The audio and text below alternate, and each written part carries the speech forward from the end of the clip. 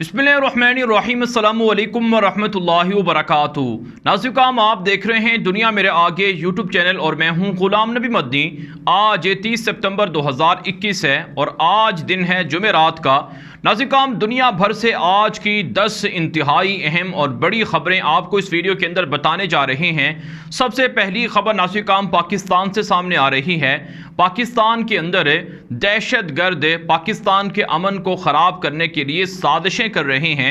अफ़गानिस्तान के अंदर जो जंग ख़त्म हुई है जिसमें तालिबान को फ़तह और अमेरिका को शिकस्त हुई है, भारत को नुकसान, भारत को शिकस्त और तालिबान को और पाकिस्तान को फ़तह हुई है, उसके बाद अफ़गानिस्तान के अंदर छुपे हुए दहशतगर्द पाकिस्तान की तरफ और ईरान की तरफ भाग गए हैं जो पाकिस्तान पर हमलों की कोशिश कर रहे हैं।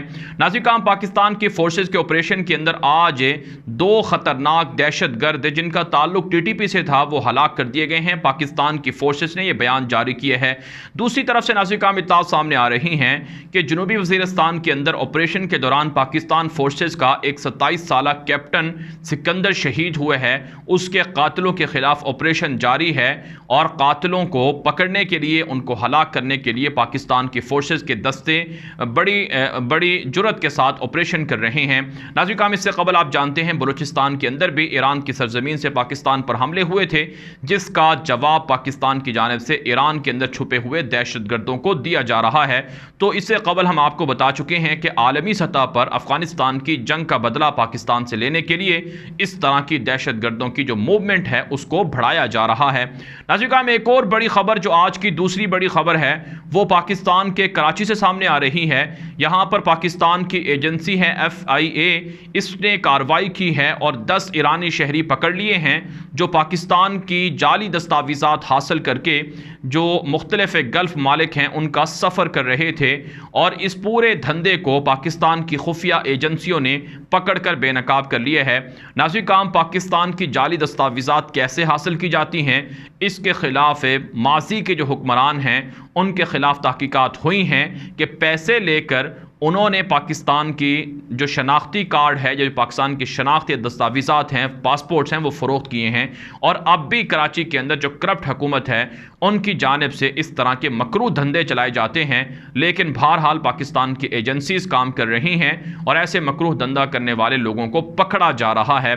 तो ये जो 10 ईरानी शहरी पकड़े गए हैं ये पाकिस्तान की दस्तावेज़ात पर UAE जाते, सऊदी अरब जाते और दीगर मुल्कों में जाते और फिर वहाँ पर मुख्तलिफ तखरीबकारी की सरगर्मियों में मुलव्वस रहते, तो यूँ पाकिस्तान का नाम बदनाम होता। लिहाजा हुकूमत पाकिस्तान को, अफवाज पाकिस्तान को ऐसे मकरूह अनासर के ख़िलाफ़ कार्रवाई करनी चाहिए। और नाज़रीन, इसके अंदर ईरान की हुकूमत का भी हाथ है क्योंकि उनकी हुकूमत की जानिब से ही ऐसे लोगों को भेजा जाता है जो मुख्तलिफ उनके मुखालिफ मालिक के अंदर जाकर मुख्तलिफ जासूसी की सरगर्मियाँ सर अंजाम दे सकें। इस पर पाकिस्तान की एजेंसीज़ को मज़ीद तहकीकात करके ज़िम्मेदारों को सज़ा देना होगी। जो आज की तीसरी बड़ी खबर है ये चीन और भारत के दरमियान कशीदगी के हवाले से है। नाज़रीन, एक बड़ी खबर सामने आ रही है कि चाइना भारत के इलाकों के अंदर दाखिल हो चुका है। चीनी फौजें भारत के इलाकों के अंदर भारतीय फौज को नाकों चने चबवा रही हैं। एक बड़ी खबर है कि उत्तराखंड का इलाका है भारत का जहां पर चीनी फौज दाखिल हुई है, कई किलोमीटर भारत के इलाके पर कब्जा कर लिया है। वहां पर भारत की फौज के जो पुल बनाए गए थे उन्हें भी तबाह कर दिया गया है। चाइना यह दावा करता है कि चूंकि भारत उनके सरहदी इलाकों के करीब मिलिट्री मूवमेंट कर रहा है और भारत ने पुल बनाए हैं और मिलिट्री तामीरात की हैं जिससे चाइना को खतरा है, इसलिए चीनी फौजें भारत के इलाकों में दाखिल होकर इन पुलों को और इन तामीर की हुई सड़कों को तबाह कर रही हैं। दूसरी तरफ से भारत के army chief general MM Naravane ने एतराफ़ किया है कि चाइना के साथ सरहदी कशीदगी उस वक्त तक जारी रहेगी जब तक किसी न किसी मुआहदे पर चीन और भारत मुत्तफिक ना हो जाएं। इसलिए भारत की हुकूमत को चाहिए कि चीन के साथ मुआहदा करना चाहिए, दूसरे लफ्ज़ों में चीन के सामने सरेंडर करना चाहिए। जबकि नाज़रीन, चाइना की वजारत ख़ारजा ने बयान दिया है कि भारत सरहदी कशीदगी को बढ़ा रहा है और भारत जो चाइना के साथ मुल्हिका बॉर्डर्स हैं वहाँ पर ख़तरनाक मिलिट्री मूवमेंट कर रहा है। लेकिन इसका रिएक्शन चाइना ये दे रहा है कि अपनी फ़ौजों को, एडवांस हथियारों को और इसी तरह से जो खुफिया इंटेलिजेंस ऑपरेशन हैं उनको चाइना की जानब से तेज़ कर दिया गया है। नाज़रीन, माहिरीन इस बात को तस्लीम करते हैं कि चाइना और भारत के दरमियान किसी न किसी मौके पर ज़रूर बड़ी जंग होनी है, जिसमें भारत की तकसीम और भारत के टुकड़े टुकड़े हो जाएंगे। नाज़रीन, जो आज की चौथी बड़ी खबर है ये मकबूजा कश्मीर से सामने आ रही है। मकबूजा कश्मीर के अंदर आज भी भारतीय फ़ौज का सर्च ऑपरेशन जारी रहा है, जिसमें भारतीय फ़ौज ने निहत्थे कश्मीरियों को गिरफ्तार किया, मारा पीटा है। यहाँ तक कि मकबूजा कश्मीर के अंदर कुछ मदरसों पर भी भारतीय फोर्सेस ने छापा मारा है। वहाँ पर जो दीनी तालीम हासिल करने वाले तलबा थे, तालिब इल्म थे, उनको भी मारा पीटा गया है, जबकि ख़वातीन के साथ भी बुरा सलूक किया गया है। कश्मीर के अंदर आज की जो खबर सामने आ रही है, और सर्च ऑपरेशन के दौरान तकरीबन 6 कश्मीरियों को गिरफ्तार भी कर लिया गया है। तो ये भारत का मकरूह चेहरा है। इंसानी हकूक़ की वायलेशन आज़ादाना तौर पर भारत कश्मीर के अंदर कर रहा है, लेकिन इंसानी हकूक़ के चैंपियन इस पर खामोश हैं। दूसरी तरफ से नाज़रीन, एक खबर ये भी सामने आ रही है कि भारत कश्मीर के अंदर मुख्तलिफ मिलिट्री मूवमेंट को जारी रखे हुए है, तामीराती सरगर्मियाँ तेज़ किए हुए है। कश्मीर और लद्दाख को जोड़ने के लिए भारत कश्मीर के अंदर लंबी लंबी सुरंगें बना रहा है, टनल्स बना रहा है, जो पहाड़ों को चीर कर, पहाड़ों को काट कर बनाई जा रही हैं। और इसका हदफ और मकसद है कश्मीर के अंदर और चाइना के ख़िलाफ़ और पाकिस्तान के ख़िलाफ़ सरहदों पर भारत की फोर्सेस को हथियार देना, सप्लाई मुहैया करना है, क्योंकि सर्दियों के अंदर भारतीय फ़ौज को मुश्किलात होती हैं। तो इस वजह से ये टनल्स बनाई जा रही हैं। लेकिन इसका जवाब पाकिस्तान भी दे रहा है और चाइना भी दे रहा है। ख़तरनाक एडवांस मिलिट्री जो मूवमेंट है पाकिस्तान और चाइना, इन दोनों की जानिब से भारत के खिलाफ जारी है। नाज़रीन, जो आज की 5वीं बड़ी खबर है ये अफगानिस्तान के हवाले से है। नाज़रीन, यूरोपीय पार्लियामेंट के अंदर तालिबान से ताल्लुकात के लिए एक नई बहस का आगाज़ हो चुका है। इस वक्त मैं वीडियो रिकॉर्ड कर रहा हूँ, उस वक्त की रिपोर्ट है कि यूरोपीय पार्लियामेंट के अंदर तकरीबन 47 ममालिक के तालिबान की नई हुकूमत के साथ ताल्लुकात के लिए डिबेट कर रहे हैं, बातचीत कर रहे हैं, और इसमें तुर्की और रशिया भी शामिल है। वोटिंग हो रही है कि तालिबान के साथ ताल्लुकात बनाए जाएं या ना बनाए जाएं, जबकि यूरोप के अक्सर ममालिक की राय है कि इंसानी बुनियादों पर अफगानिस्तान की नई हुकूमत के साथ ताल्लुकात शुरू करने चाहिए।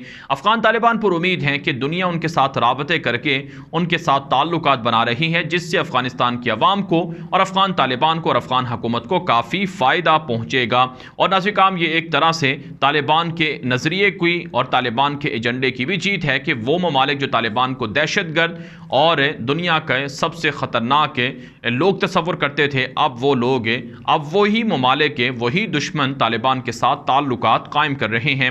नाज़रीन, जो आज की छठी बड़ी खबर है ये ईरान और आज़रबाईजान, पाकिस्तान और तुर्की के दरमियान जो तनाज़ा है उस हवाले से है। खबर ये सामने आ रही है कि ईरान ने आज़रबाईजान की सरहदों पर जदीद तरीन जंगी मशकें शुरू करने का ऐलान कर दिया है, और इसमें जो ईरान की मुख्तलिफ फोर्सेस हैं वो हिस्सा ले रही हैं।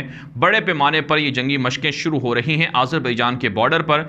और इतलात ये हैं कि तुर्की और पाकिस्तान और आज़रबाईजान ने जो बाको के अंदर जंगी मशकें की थी, उनके रद्द अमल में जंगी मशकें की जा रही हैं। ईरान के जो सिपाही पासदारान के कमांडर्स हैं, उन्होंने धमकियां भी दी हैं कि पड़ोसी मुल्कों को ईरान इजाज़त नहीं देगा कि वो ईरान की सरहदों पर, ईरान की सरजमीन पर कोई जंगी मशकें करे या ईरान की सरजमीन पर कब्जा करने की कोशिश करे।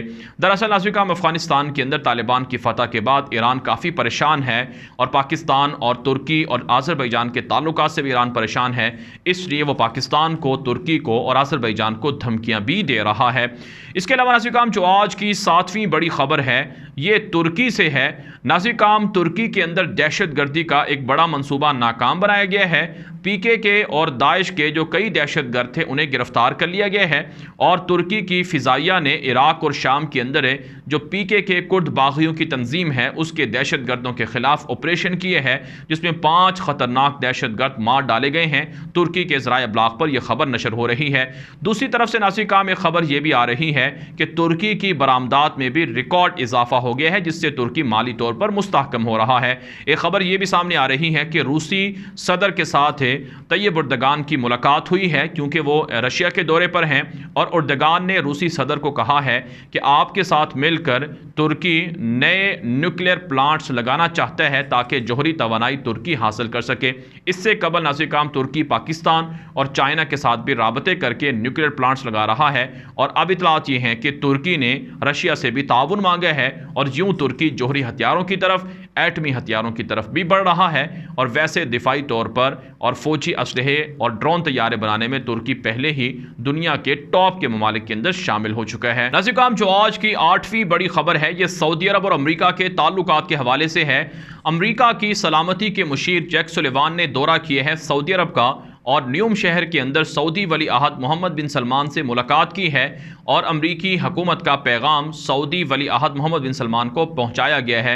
इतला सामने आ रही हैं कि अमरीका और सऊदी अरब के दरमियान इस वक्त इख्तिलाफात चल रहे हैं, कशीदगी और सर ताल्लुकात जारी हैं और अमरीका ने अपने पैट्रियट मिसाइल सिस्टम को सऊदी अरब से निकालने का ऐलान किया था, जिसके बाद सऊदी अरब ने मुख्तलिफ जो दीगर इत्तिहादी हैं उनको तलाश करना शुरू किया है। और इतलात ये भी हैं कि सऊदी अरब रशिया से S-400 और इसी तरह से चाइना से जो मुख्तलिफ मिसाइलों की ख़रीदारी है वो करना चाह रहा है। यहाँ तक खबरें सामने आई थी कि जो आयरन डोम इसराइल का मिसाइल सिस्टम है उसे भी सऊदी अरब दिलचस्पी ले रहा है ख़रीदने में, तो जिसकी वजह से अब अमरीका को अब ख़तरात लाहिक हुए हैं कि उनका इत्तिहादी चाइना और रशिया की तरफ जाएगा।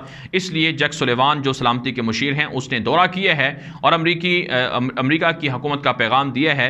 इतलात ये सामने आ रही हैं सऊदी अरब की और दीगर मीडिया पर कि अमरीकी हुकूमत सऊदी अरब के साथ ताल्लुकात बेहतर करना चाहती है, जबकि ख़बर यह भी सामने आ रही है कि यमन और ईरान के मामले पर भी बातचीत हुई है।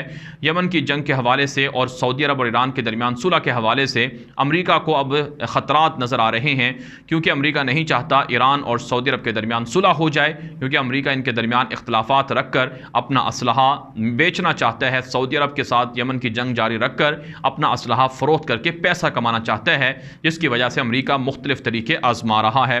नाज़रीन, जो आज की 9वीं बड़ी खबर है ये इसराइल के वज़ीर ख़ारजा के दौरे बहरीन के हवाले से है। इसराइली वज़ीर ख़ारजा पहली मरतबा UAE के बाद बहरीन के विज़िट पर पहुँचे हैं और इसराइली वज़ीर ख़ारजा ने बहरीन के अंदर इसराइल के सफारत खाने का इफ्तिताह किया है। ये इसराइल का पहला सफारत खाना है बहरीन के अंदर है और इसराइल इससे कबल UAE के अंदर मुत्तहिदा इमारात के अंदर भी सफारत खाना खोल चुका है। एक तरफ से नाज़रीन बहरीन, UAE और दीगर अरब ममालिक के साथ इसराइल के ताल्लुकात बढ़ रहे हैं, दूसरी तरफ से निहत्ते फ़लस्तीनी मुसलमानों पर हमले हो रहे हैं। गुज़श्ता 24 घंटों के दौरान 3 फ़लस्तीनी मुसलमानों को, जिसमें एक खातून भी शामिल हैं, गोलियां मारकर शहीद कर दिया गया है। मस्जिद अक़सा की बेहुरमती हो रही है, मुसलमानों को मस्जिद अक़सा जाने से रोका जाता है, मुसलमानों के घर गिराकर यहूदी घर और बस्तियां तामीर की जा रही हैं। लेकिन अरब इस कदर बेहमियत हो चुके हैं कि वो यहूदियों को तस्लीम कर रहे हैं और उनके साथ ताल्लुकात बना रहे हैं, जो यकीनन अरबों की हलाकत और बर्बादी की अलामत है। और नाज़रीन, जो आज की 10वीं बड़ी खबर है ये फ़्रांस माली के दरमियान इख्तिलाफात के हवाले से है।